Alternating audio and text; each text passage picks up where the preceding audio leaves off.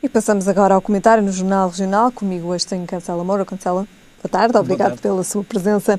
Começamos precisamente com a Cimeira Ibérica. É um encontro com algumas decisões importantes. Cancela. Penso que uma Cimeira Ibérica, aliás, esta é a 21ª, eu julgo que uma das cimeiras, e isto acontece com grande regularidade entre Portugal e Espanha, faz sentido, primeiro, que termos que ter em consideração que o único país com que temos fronteira terrestre é exatamente com a Espanha. Muitos até, em termos internacionais, nos confundem com uma província espanhola, não é assim, somos um país com autonomia, mas, efetivamente, faz todo sentido.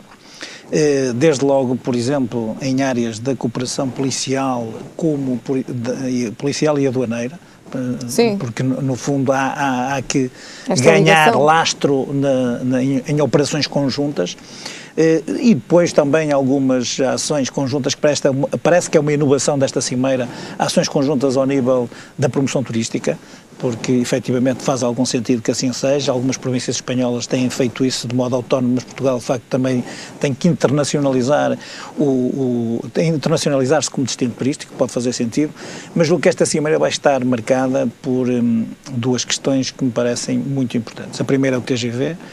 Diz-se que esta cimeira poderá ser o desenlace para uma solução do TGV, nomeadamente na ligação Lisboa-Madrid. É importante que se diga que provavelmente face ao calendário que foi, portanto, estipulado em 2013 ainda com José Sócrates, provavelmente se esta solução vier a ser encontrada será com 3 anos de atraso. Houve aqui um adiamento face a circunstâncias políticas, não políticas, mas de conjuntura económica ou financeira que fazem todo sentido.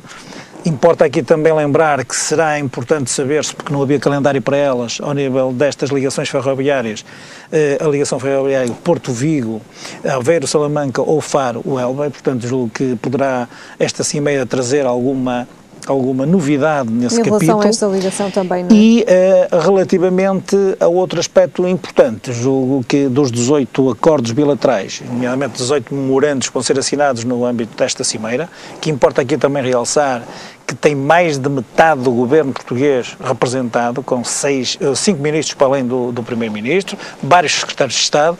Julgo, como dizia, que destes 18 acordos bilaterais, 12 deles, na sua maioria, estão ligados à área da investigação ou a ciência e tecnologia, melhor dito, e portanto julgo que uma das outras novidades é a instalação ou a criação em Braga de um Instituto Ibérico de Investigação e Desenvolvimento, que eu julgo que nesta área é muito interessante ter esta cooperação com Espanha. Portanto, eu julgo que são os dois aspectos, ainda não há novidades em termos daquilo que possam ser as discussões sectoriais, e nem da sessão plenária onde depois eventualmente serão apresentados os resultados desta cimeira, mas julgo que assim, grosso modo, serão estas os pontos principais desta cimeira. Também a destacar, em termos práticos, está marcado para 30 de julho o início de um sistema comum de pagamento de portagens e também estarão na agenda desta cimeira, certamente, as questões europeias.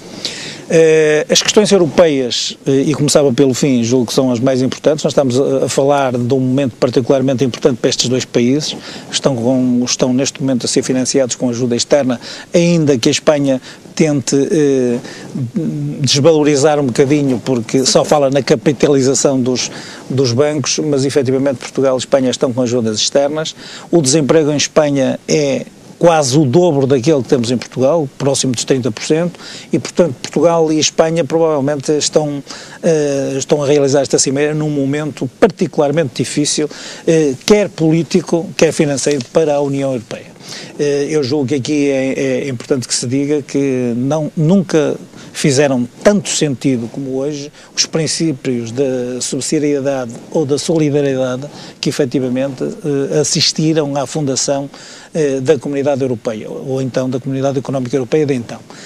A União Europeia neste momento tem um grande desafio e eu julgo que esta cimeira poderá ser interessante para concertar posições de Portugal e de Espanha neste contexto em que efetivamente parte dos países mediterrâneos está com graves dificuldades financeiras, sobretudo nas metas orçamentais.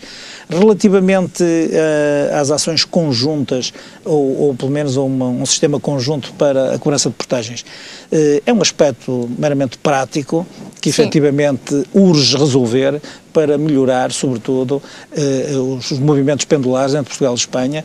Criou algumas dificuldades. Criou algumas dificuldades no princípio, mas é muito importante ser resolvido, porque muitos das nossas unidades hoteleiras, muitos dos destinos dos espanhóis em Portugal, começaram eles próprios a facilitar ou até a assumir os encargos com as portagens que efetivamente tinham pelo caminho. Portanto, eu julgo que é uma resposta prática às dificuldades que no dia-a-dia os portugueses e os espanhóis vivem face às portagens ou ao sistema de portagens que temos em Portugal. Muito bem. Certamente será uma cimeira onde mais temas então também serão abordados e discutidos. Passamos agora ao nosso segundo tema. A reunião do Conselho terá como ordem de trabalhos o tema Perspectivas da Economia Portuguesa no pós-Troika, no quadro de uma União Económica e Monetária efetiva e aprofundada. Isto porque Cavaco Silva então convocou um Conselho de Estado para o dia 20. Este Conselho de Estado já nasce com algumas polémicas pelo meio, porque, efetivamente, e num momento político particularmente também delicado. Difícil e delicado.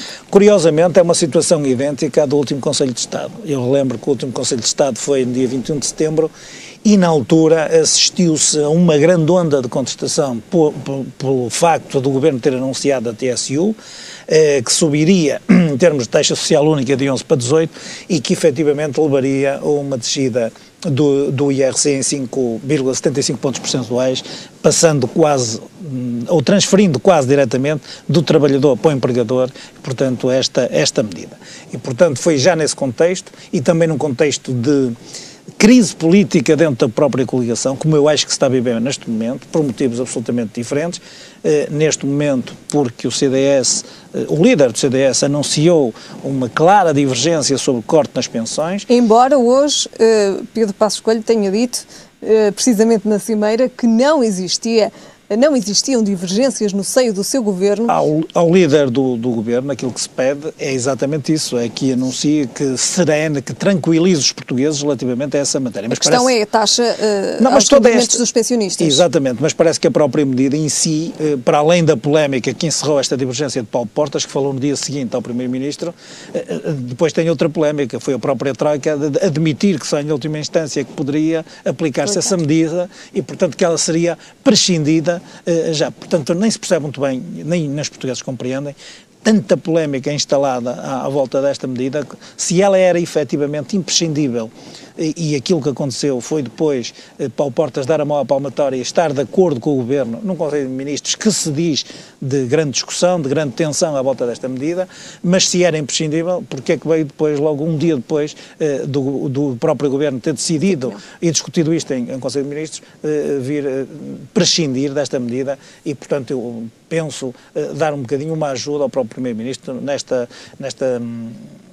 divergência que foi notória, pública e, portanto, que importa relevar. E, portanto, é neste contexto e neste cenário a outra polémica que efetivamente aconteceu foi o anúncio público deste próprio Conselho de Estado, que foi pré-anunciado por Marcos Mendes, Conselheiro de Estado, que no início deste mês disse que estaria para breve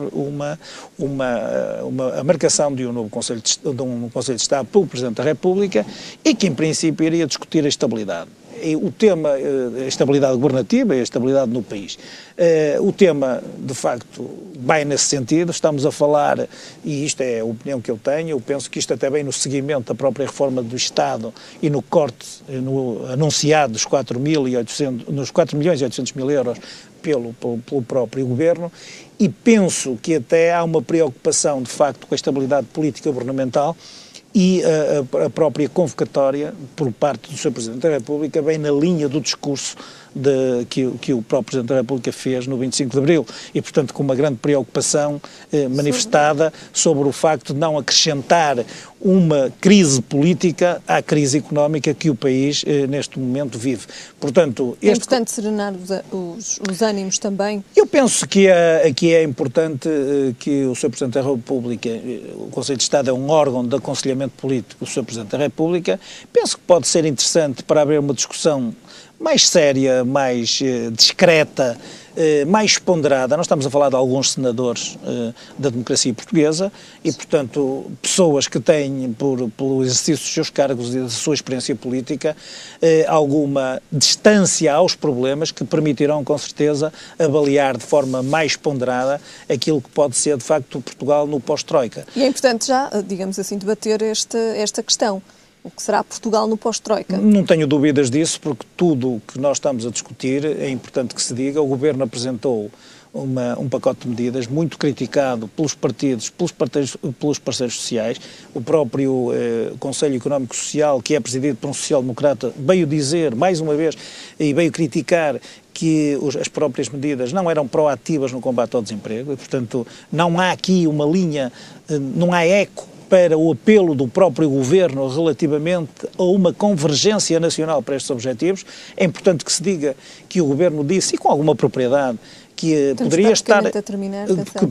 Eu terminarei já. O Governo disse que, portanto, o incumprimento destas medidas podia levar à saída do euro ou até a um segundo resgate, e eu julgo que esta discussão em sede de Conselho de Estado pode ser muito importante para pelo menos indiciar alguma convergência do Governo com os partidos políticos do arco do poder e, nomeadamente, com os parceiros sociais. Muito bem.